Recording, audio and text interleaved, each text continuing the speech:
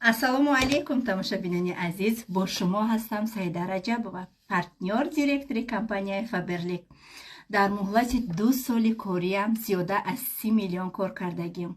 мехоҳем чунин пулҳои калон кор кардан, соҳиби чунин хонаҳои зебо шудан, соҳиби мошин шудан, соҳиби он орзуҳое ки шумо аз кӯдакӣ доштен, ба орзуҳотон расидан, дар ватсапи ма бинависен, барои шумо низ кора меомӯзонам.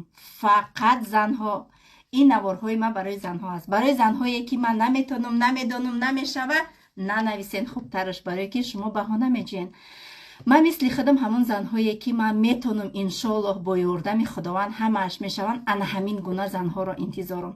дар командаи ман зиёда аз 100 то директор ва миллионта консултанти лидер аст. метонен шумо низ ба ҳамин рӯзҳову қуллаҳо бирасен. пас бинависен дар ватсапи ман.